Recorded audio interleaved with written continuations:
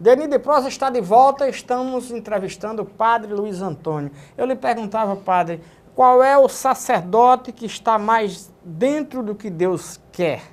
É o que apenas reza, confessa, celebra a missa, ou um padre, ou um frei Anastácio, que acompanhei muito o trabalho dele e acompanho, nunca vi ele celebrando, pode ser até que celebre, mas ele tem aquele trabalho. Qual dos dois estilos é mais ao agrado de Deus? Primeiro, seria impossível um frei Anastácio se dedicar e entrar, enfrentar os conflitos, se ele não estiver cheio de espiritualidade. Seria uma barra muito pesada, né? Impossível. Eu vi frei Anastácio enfrentar umas barras. Impossível. Agora, voltando à sua pergunta mais diretamente, quando nós estudamos a Bíblia, nós vamos encontrar duas vertentes na Bíblia. Uma nós podemos chamá-la de vertente ou linha da misericórdia. E a outra vertente é a da justiça. Não é nenhuma excedendo a outra, não, as duas. Né? Por exemplo, vamos imaginar uma guerra.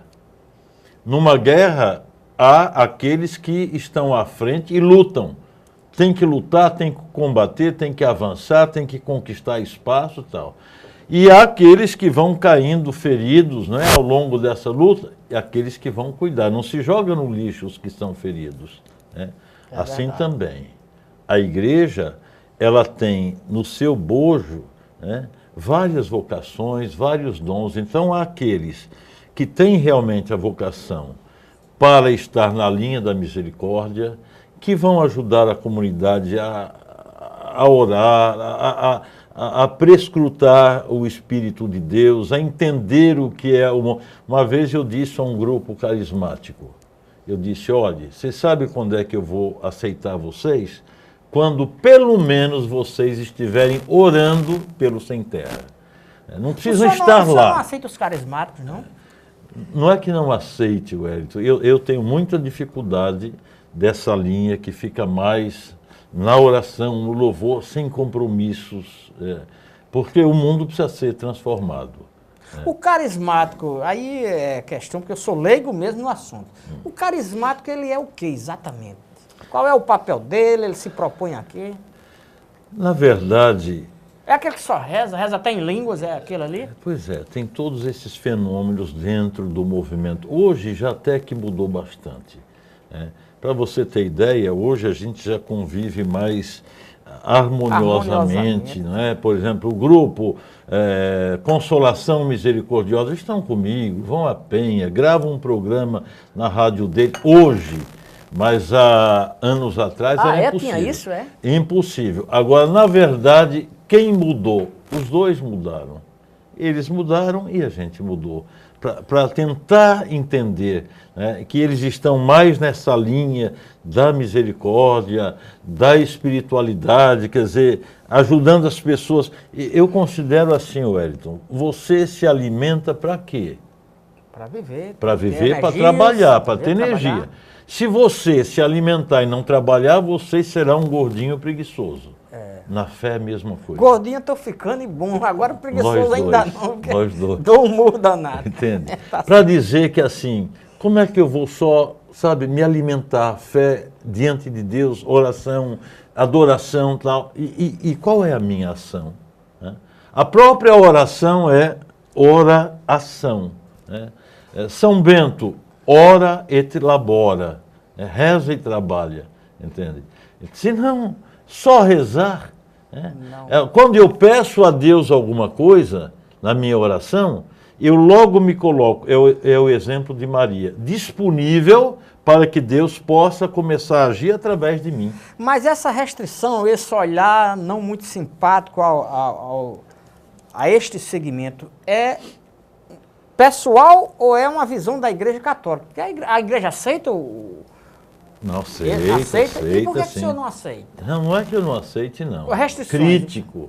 Crítico. Tá, entendi. Inclusive dizendo a eles, como acabei há pouco de afirmar, no dia que vocês estiverem orando, não precisa estar lá no campo, nem combatendo, né, mas orando, porque entenda o que está acontecendo lá. Enquanto vocês estiverem criticando, rejeitando, ou dizendo isso é heresia, não dá para eu acreditar nesse espírito, não. Não é o espírito de Deus. São palavras sem raízes no coração, o cara não vai à luta, né? Entende?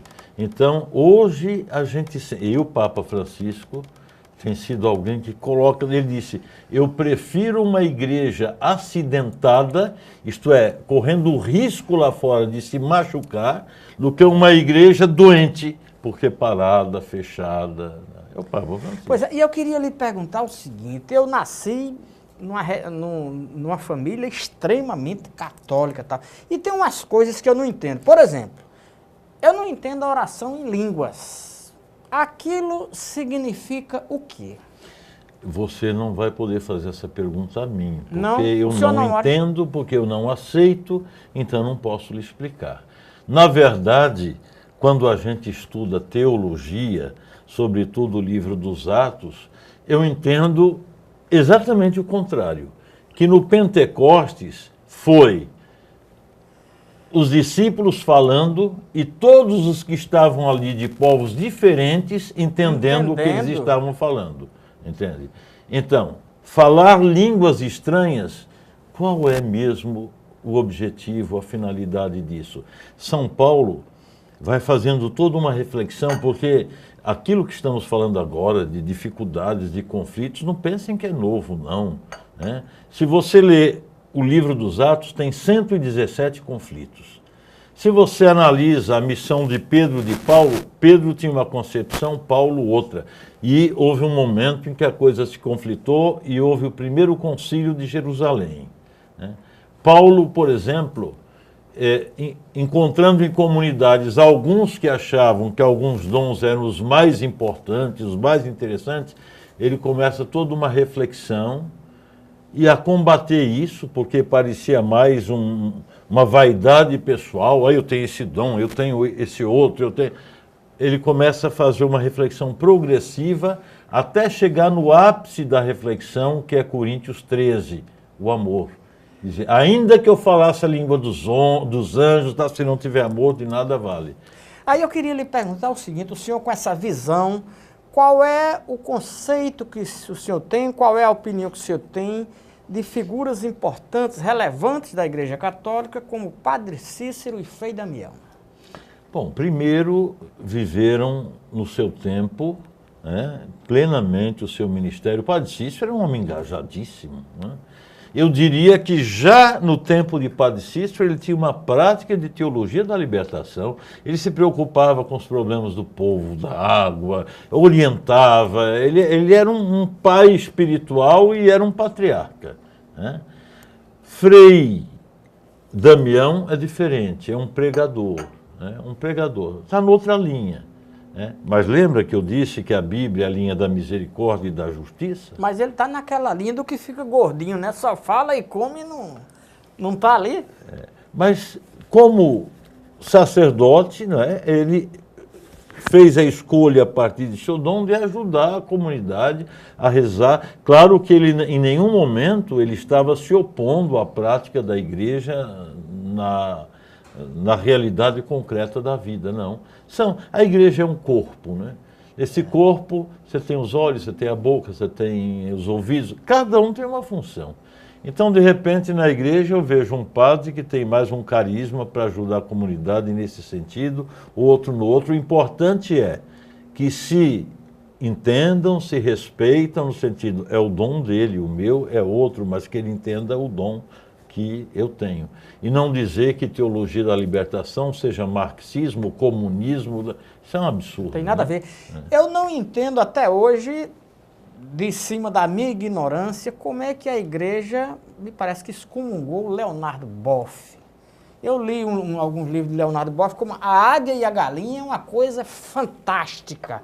E eu queria entender como é que a igreja dá um tratamento a uma criatura com aquele pensamento, mas o senhor vai responder daqui a pouco, que a gente vai fazer um breve intervalo e volta já.